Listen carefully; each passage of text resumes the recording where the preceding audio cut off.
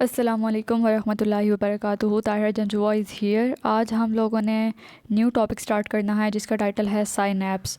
Synapse की बात हम करते हैं कि जब भी किसी न्यूरॉन के बारे में बात की जा रही होती है कि कोई भी न्यूरॉन जिसने स्टिमुलस के थ्रू रिसेप्टर्स के साथ काम करके मैसेज को कन्वे करना है आगे ब्रेन या स्पाइनल कॉर्ड तक, उस जंक्शन के दौरान ना एक न्यूरॉन से दूसरे न्यूरॉन के दरमियान का जो डिस्टेंस होता है, जो एरिया होता है, उसको कहा जाता है साइनैप्स। और साइनैप्स में हम लोग देखते हैं कि कुछ आइंस प्रेजेंट होते हैं, कुछ केमिकल प्रेजेंट होते हैं, कुछ प्री साइनेप्टिक और पोस्ट साइनेप्टिक न्यूरॉन्स प्रेजेंट होते हैं, कुछ आइंस प्रेजेंट होते हैं और साइनेप्टिकल वेजिकल्स जो हैं वो मौजूद होते हैं। ये सब मिल के न्यूरॉन की एक्टिविटी को एफिशिएंट कर रहे होते हैं और उसकी एक्टिविटी को ज़्यादा बेहतर बनाते हैं। अब इसको डिटेल में देख लेते हैं। सबसे पहले डेफिनेशन है साइनैप्स की। Consecutive neurons are so arranged. Consecutive neurons means बिल्कुल साथ साथ, एक के बाद दूसरा न्यूरॉन, दूसरे के बाद तीसरा न्यूरॉन ऐसे अरेंज हुए होते हैं। That axon endings of neuron are connected to dendrites of next neuron. एक डेंड्राइट की एक्सोन के साथ दूसरे एक्सोन का, दूसरे न्यूरॉन का डेंड्राइट जो है वो कनेक्टेड होता है, बिल्कुल पास पास होता है। और इस अरेंजमेंट के दौरान जो भी एरिया प्रेजेंट होता है वहाँ पे उसको कहा जाता है साइनैप्स।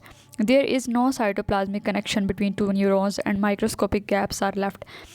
दो न्यूरॉन्स के दरमियान किसी भी साइटोप्लाज्मिक कनेक्शन की मौजूदगी नहीं होती है, यानी कोई भी साइटोप्लाज्म कनेक्ट नहीं हो रही होती है, सिर्फ छोटे छोटे गैप्स प्रेजेंट होते हैं।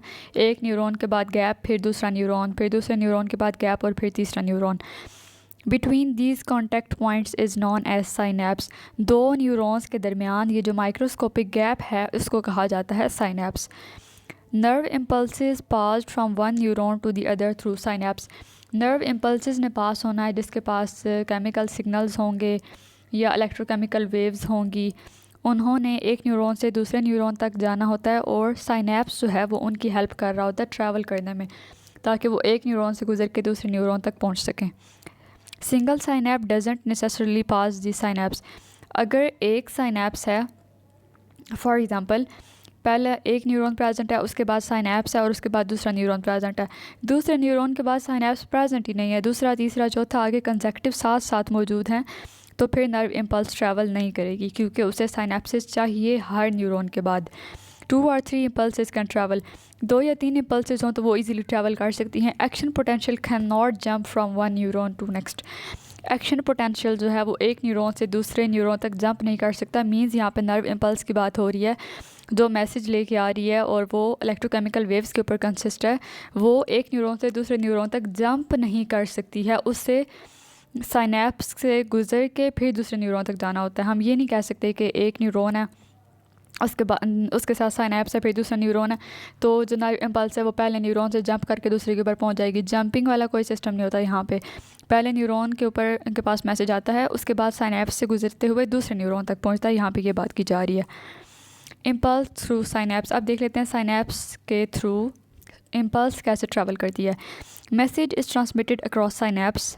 हमें अच्छी तरह पता है कि न्यूरॉन्स क्या कर रही हैं और पैगाम पहुंचा रही हैं। Message is transmitted across synapse, synapse के थ्रू पहुंचा रही हैं in the form of chemical messengers called neurotransmitters.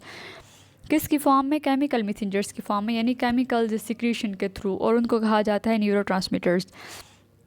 When an impulse reaches a synaptic knob, जब कोई भी इम्पल्स साइनेप्टिक नॉब तक पहुंचता है उसके बाद वो जाता है साइनेप्टिक वेजिकल्स के पास, और साइनेप्टिक वेजिकल्स के पास होते हैं neurotransmitters with infuse with pre synaptic membrane. Synapse के दौरान न्यूरॉन की जो मेम्ब्रेन होती है, प्री साइनेप्टिक मेम्ब्रेन, वहाँ पे साइनेप्टिक वेजिकल्स मौजूद होते हैं, उन वेजिकल्स के पास होते हैं न्यूरोट्रांसमीटर्स। कोई भी इम्पल्स जब आता है साइनेप्टिक नोब के पास वो जाता है साइनेप्टिक वेजिकल के पास, और साइनेप्टिक वेजिकल के पास होते हैं न्यूरोट्रांसमीटर्स, और न्यूरोट्रांसमीटर्स फ्यूज़ हुए होते हैं प्री साइनेप्टिक मेम्ब्रेन के साथ। Neurotransmitter molecules are released into synaptic cleft. Neurotransmitter molecules, या फिर हम कह सकते हैं सिंपली हम केमिकल की बात करें तो केमिकल जो हैं वो साइनेप्टिक लेफ्ट के अंदर रिलीज़ हो जाते हैं। न्यूरोट्रांसमीटर बाइंड कर जाते हैं और फिर वो बाइंड करते हैं पोस्ट साइनेप्टिक मेम्ब्रेन के रिसेप्टर्स के साथ। एक्शन पोटेंशियल जनरेट होता है मीन्स नर्व इम्पल्स ने अब ट्रैवल होना है in the post synaptic neuron, changes in its permeability to certain ions, और पोस्ट साइनेप्टिक न्यूरॉन में कुछ चेंजिंग्स आ जाती हैं जिसकी वजह से एक्शन पोटेंशियल के जनरेट होने में आसानी होती है और फिर उसके ट्रांसफ़र होने में आसानी होती है। और ये जो चेंजिंग आती है ना, ये कुछ आयंस की वजह से आती है। अब यहाँ पे साइनेप्टिक ट्रांसमिशन को देख लेते हैं। एक साइड पे हमारे पास है प्री साइनेप्टिक न्यूरॉन और फिर पोस्ट साइनेप्टिक न्यूरॉन, और प्री साइनेप्टिक न्यूरॉन और पोस्ट साइनेप्टिक न्यूरॉन के दरमियान है हमारे पास साइनेप्स का गैप, जिसको यहाँ पे साइनेप्टिक गैप कहा हुआ है। नर्व इम्पल्स आया प्री साइनेप्टिक न्यूरॉन के साथ। अब प्री साइनेप्टिक न्यूरॉन के पास एक्सॉन टर्मिनल्स मौजूद हैं।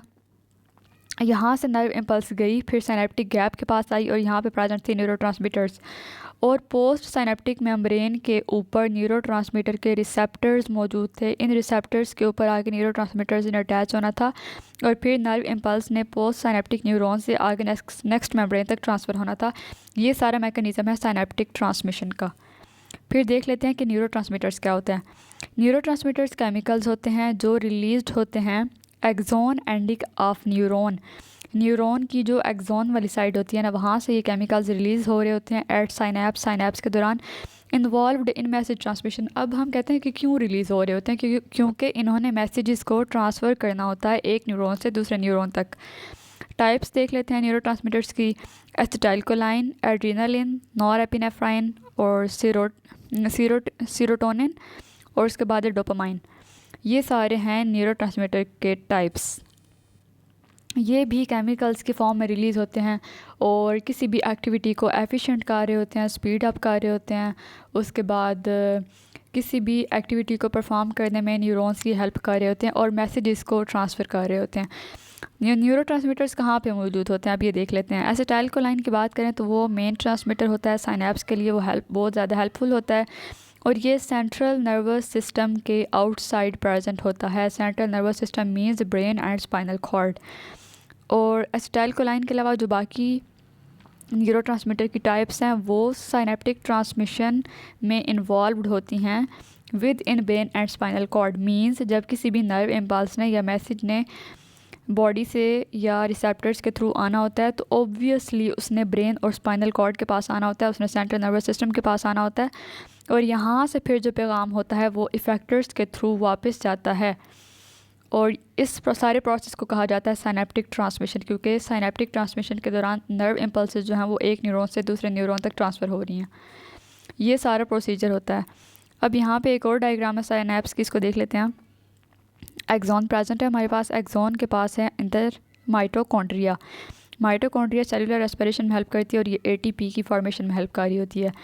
अब इससे आगे हमारे पास प्रेजेंट है न्यूरोट्रांसमीटर, कुछ एंजाइम्स और पोस्ट साइनेप्टिक मेम्ब्रेन के ऊपर रिसेप्टर्स मौजूद हैं जिन्होंने न्यूरोट्रांसमीटर और एंजाइम्स की एक्टिविटी को अटैच करवाना है यहाँ पे। और उसके बाद है अगले न्यूरॉन का डेंड्राइट।